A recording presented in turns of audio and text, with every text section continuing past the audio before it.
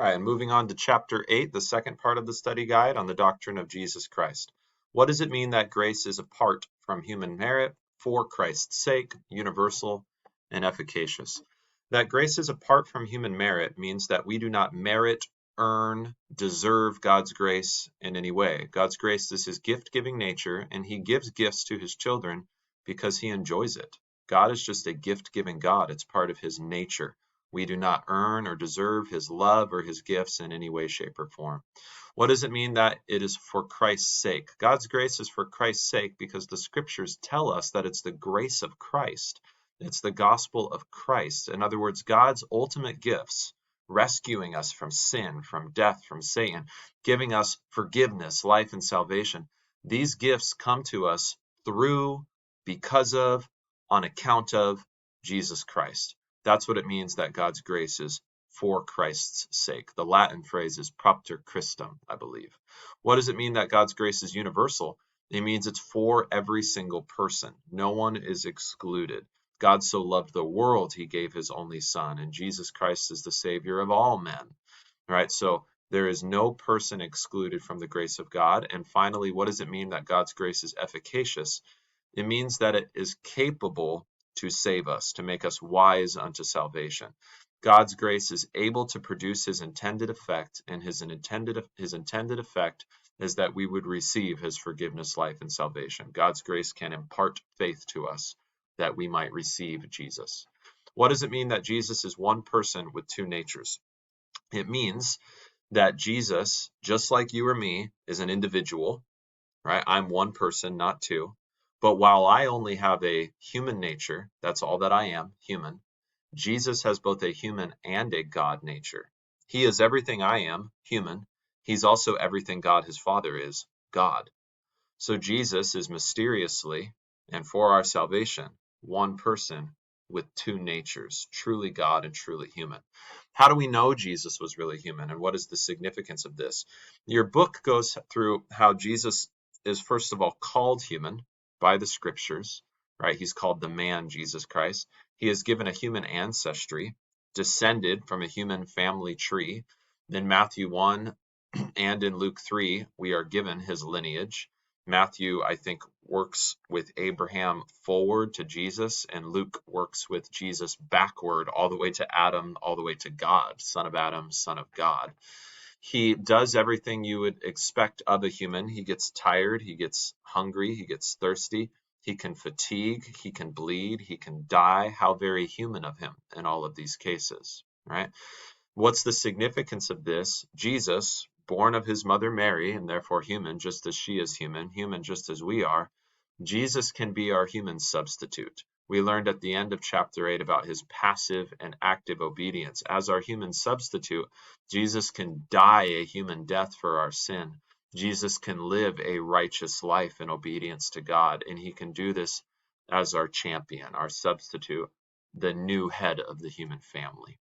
How do we know Jesus was really God, and what's the significance of this? The scriptures call him God over all.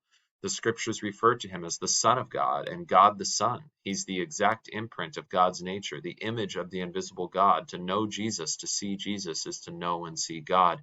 He came only to do his Father's work, teach his Father's word, and so on. So what is the significance of this? The significance is that this man is also true God. So not only can he be our substitute, he can actually be our Savior. Only God can forgive sins. Only God can raise the dead. Only God could rescue us from the devil. Jesus is God, and he has authority and power to do all these things. I would argue that Jesus is God primarily through the evidence of his miracles, through the evidence of his perfect wisdom, through his perfect innocence and morality and goodness towards others, and ultimately the scriptures point to his resurrection on the third day. If you don't accept that as proof he is God, then nothing else is going to get the job done. Jesus said he would die and on the third day rise, and he did, because he is God. What is Arianism and what is wrong with it? Okay, so the next items here are different Christological heresies. In the previous section, there were Trinitarian heresies like modalism. Now we're dealing with Christological heresies that mess up that Jesus is one person with two natures. Arianism rejects his human nature. It says that Jesus was created by the Father. He didn't always exist.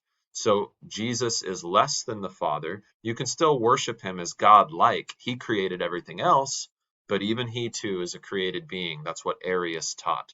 So what's wrong with Arianism? It makes Jesus truly human, but not truly God. He's God-like.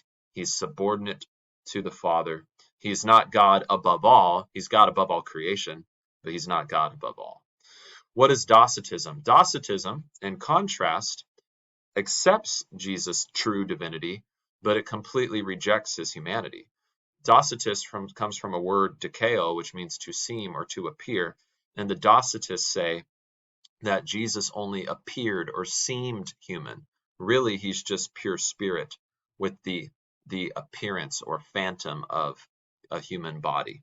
What's wrong with this? If Jesus doesn't have a human body, what did Mary give birth to? What was nailed to the cross if Jesus doesn't have a human body? If Jesus isn't truly human like me, both body and soul, then he can't be my human representative and champion and my savior. Contrast Eutychianism from Nestorianism. All right, both of these views accept that Jesus is one person with two natures, but they get it wrong as they try to explain the union of his two natures in one person. Nestorianism so split his two natures that his humanity and divinity have little to do with each other. The fancy language for this is that there's no communication of Christ's divine attributes to his human nature. So Nestorius would say we are to worship Jesus as God. You can't worship Jesus as man. That would be idolatry. The man Jesus died on the cross, not the God Jesus. See how this splits his natures? A person died on the cross, not a nature.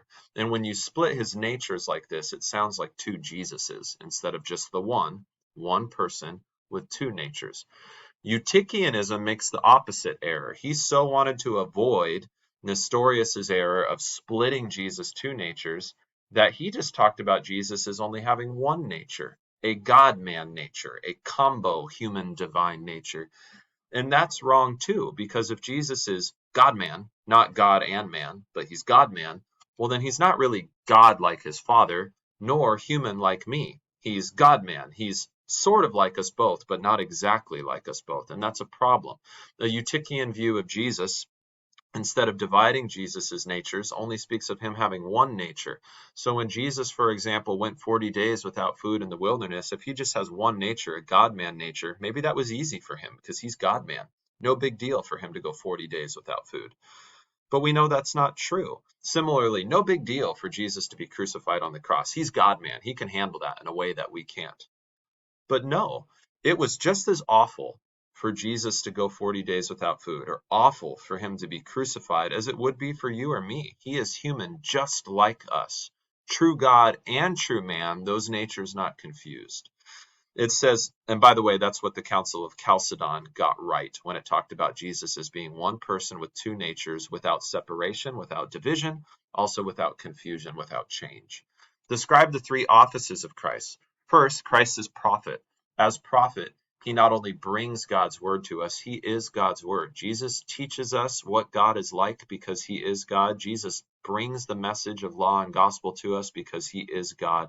As a prophet, he reveals God to us more truly and more fully than any prophet of the past. He's the final prophet. Jesus is priest. The priest is the one who stands between God and man to bear our sins. The priest offers sacrifices, prayers, offerings, and Jesus does all of this for us. Jesus prays for us. God prays for you. God the Son prays to God the Father for you. Jesus offers sacrifices for you. The sacrifice is himself. What the blood of bulls and goats couldn't do, the blood of Jesus has done, not only covering over your sin, but washing it away. Jesus is also our King. This is not a visible reality now, but it is true. Jesus in his kingdom of power is the creator and therefore reigns over all creation. The weather obeys him. He sends the sun to shine and the rain to fall. Jesus is also king over his church. This is called his kingdom of grace. He reigns over his church with law and gospel. The church is so ordered that Christ, as head of the body, is constantly sustaining, feeding, washing his church with his forgiveness and grace. And he is also king in glory. We don't get to experience this now as do the saints who are dead in Christ and resting with him in paradise until resurrection day. But we will all experience it on the last day when Jesus returns, raises all the dead, changes all the believers to new immortal bodies, and every knee will bow and every tongue will confess that Jesus is Lord. That's his kingdom of glory. In heaven, there's no presidents or prime ministers, mayors, governors. There's just Jesus who's king. These are the offices of Christ. He was anointed as prophet, priest, and king, and therefore is uniquely our Messiah, our Christ, our anointed one and Savior. Explain the following biblical motifs of Christ's atoning work on the cross. As a ransom, Jesus takes our place, right? So in order to get us out of slavery or prison to sin and death and Satan, Jesus becomes the enslaved one on the cross. Jesus becomes the sinner on the cross. Jesus becomes the one who will die in our stead. And by his death, by his wounds, we are healed. He takes our place. He's our ransom. Substitution is a similar idea. Him for us, he for we. So Jesus pays the sinner's death, we are to pay. Jesus lives the righteous life, we are to live, and gives us credit for it. He takes the credit for our sin. He gives us the credit for his righteousness. He's our substitute. He's our moral example. All that a son of God is to be, Jesus is, because he is God the Son. And when we see God the Son on the cross for us, not punishing us, judging us, but living for us and dying for us and rising for us, this is Jesus as moral example. It shows us the love of the Father through the love of the Son who died for sinners. And then Christ is victor. Even though on the cross it looks like he is losing, on the cross he's winning, according to the Apostle Paul. It looks like Jesus is being put to open humiliation and shame on the cross, but Paul tells us in Colossians that he disarmed the rulers and authorities and put them to open shame. So Jesus on the cross actually triumphs over death and the devil. By his death, he defeats the one who has the power of death and rescues us from slavery. That's Jesus as victor. These are all, and there are more, motifs in which Christ's atoning work, covering over our sin, is described. These are things Christ accomplished for us by his cross and empty tomb. All right, that's it. This material from chapter 4, Triune God, and chapter 8, Jesus Christ, will prepare you for the upcoming Unit 2 test. God bless you.